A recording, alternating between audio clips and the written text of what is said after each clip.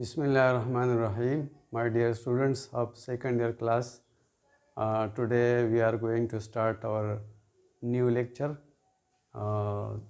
Chromosome and DNA में हम आगे टॉपिक पढ़ चुके थे, structure of chromosome, and today we will discuss structure of gene in detail.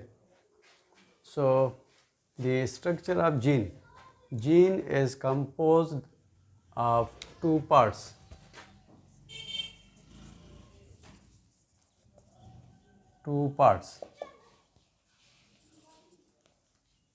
Regulatory region and structural region. Already you know that what is gene? Gene is the specific portion of DNA capable of formation of a specific type of amino acid. Gene हमने पढ़ा था पहले भी कि gene किसे कहते हैं. ये डीएनए पर एक ख़ास पोर्शन या स्पेसिफिक पार्ट है, सीक्वेंस ऑफ न्यूक्लियोटाइड्स है, जिससे एक स्पेसिफिक अमीनो एसिड वो बना सकते हैं. और डीएनए के उस पोर्शन को हम जीन कहते हैं. तो उस जीन का स्ट्रक्चर क्या है कि ये जीन के दो हिस्से हैं.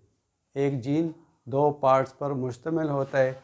एक पार्ट को कहते हैं रेगुलेटरी रीजन और दूसरे पार्ट को कहते हैं स्ट्रक्चरल रीजन. इस रेगुलेटरी रीजन का दूसरा नाम है प्रोमोटर और स्ट्रक्चरल रीजन दूसरा हिस्सा है. ये regulatory reason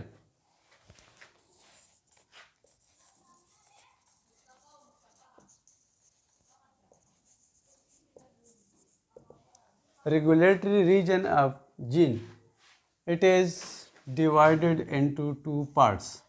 One part is regulatory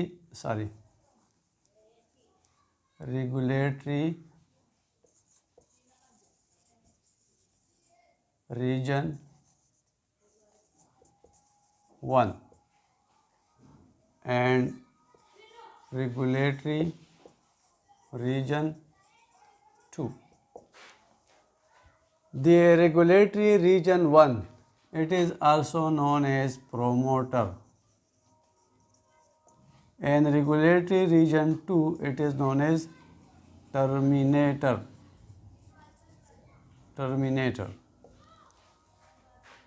Now you look at the diagram. ये डायग्राम को आप देखें तो ये मैंने एक जो बक्सा बना हुआ है, इलांगेटेड रॉड है, इसके 1, 2 और 3 हिस्से ये बने हैं. ये वाला हिस्सा और ये वाला हिस्सा ये जीन का रेगुलेटरी रीजन है, और ये सेंटर वाला ये पोर्शन ये जीन का स्ट्रक्चरल रीजन है. ये रेगुलेटरी रीजन इसके ये दो पार्ट्स है. एक पार्ट ये है, दूसरा पार्ट ये है. इस पार्ट को कहते हैं रेगुलेटरी रीजन 1 और इसको कहते हैं रेगुलेटरी रीजन 2. इस रेगुलेटरी रीजन 1 का दूसरा नाम है प्रोमोटर और रेगुलेटरी रीजन 2 का दूसरा नाम है टर्मिनेटर. रेगुलेटरी रीजन 1 और प्रोमोटर क्या काम करता है? This promoter binds RNA polymerase to the DNA. इसके साथ वो अटैच कर लेते हैं RNA पॉलीमरेज ताकि उसकी ट्रांसलेशन हो सके. और रेगुलेटरी रीजन 2 टर्मिनेटर ये स्ट्रक्चरल रीजन के एंड पर होता है जहाँ पे ये टर्मिनेट हो जाता है. ट्रांसक्रिप्शन प्रोसेस DNA से जो कॉपी बनती है यही से मैसेंजर RNA बनता है. तो ये एंड पॉइंट पर ये होता है. अगर आप लोग ये समझें कि प्रोमोटर हमारे जो ज़िप लगा होता है, इस ज़िप के इस साइड पर एक कुंडा सा लंबा लगा होता है, तो ये प्रोमोटर रीजन है. इसके बगैर ये ज़िप बंद नहीं होता. और जब ये ज़िप के एंड पर आप पहुंच जाए तो यहाँ भी एक मोटा सा कुंडा लगा होता है जिससे आगे ज़िप जाता नहीं है. तो इसका मतलब यहाँ पे ये मशीन जो ज़िपिंग के लिए इस्तेमाल होता है, ये ऊपर पहुँच जाए तो वहाँ पर ये रुक जाता है. इसका मतलब है कि ये एंड पर पहुँच गए और यहाँ से ये शुरू कर लेता है. तो प्रोमोटर रीजन से इस स्ट्रक्चरल रीजन के ट्रांसक्रिप्शन शुरू होती है। टर्मिनेटर रीजन पे ट्रांसक्रिप्शन ये ख़त्म हो जाता है। फिर सेकंड पार्ट है जीन का स्ट्रक्चरल रीजन। स्ट्रक्चरल रीजन ये B part, structural region. Structural region of the gene is that part of the gene which contain the specific sequence of DNA which can be translated to messenger RNA or a specific protein।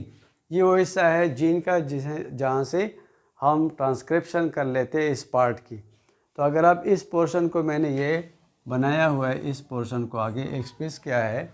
The structural region is composed of two parts which alternate with each other.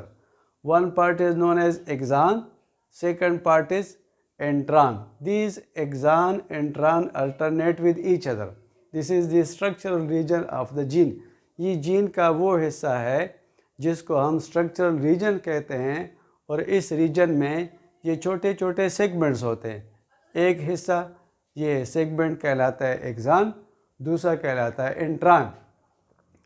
Axon ये structural reason का functional portion है। Functional portion क्या मतलब कि इससे amino acid या हम कहते हैं मैसेंजर आरएनए से बनता है, और ये इंट्रॉन इसका नॉन फंक्शनल पोर्शन है, किसी कोई चीज़ नहीं बनता। तो जिस वक़्त प्रोटीन सिंथेसिस होता है उस वक़्त ये स्ट्रक्चरल रीजन जब खुल जाता है तो इन इंट्रॉन को इसमें से काटा जाता है, ख़त्म किया जाता है। उस प्रोसेस को कहते हैं splicing. Splicing, removal of non functional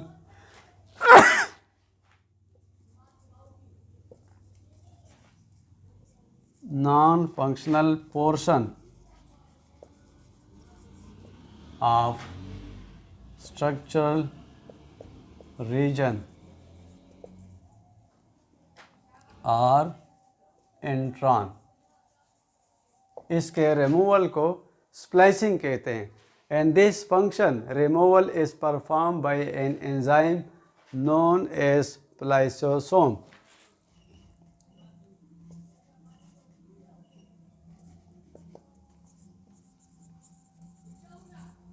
spliceosome, splicing और स्प्लाइसोसोम। तो ये एक एंजाइम है। ये एंजाइम इस इंट्रॉन को यहाँ से काटते हैं। जब काटते हैं तो हमारे पास पूरा सिर्फ ये एक्सॉन जो अभी इसके दरमियान में इंट्रॉन थे, इस वक्त वो सारे ख़त्म हो गए और सारे एक्सॉन बाकी रह गए। तो बेटा आप समझ चुके होंगे कि जीन का स्ट्रक्चर ये इसके दो पार्ट्स हैं। एक पार्ट को कहते हैं रेगुलेटरी रीजन और दूसरे पार्ट को कहते हैं स्ट्रक्चरल रीजन।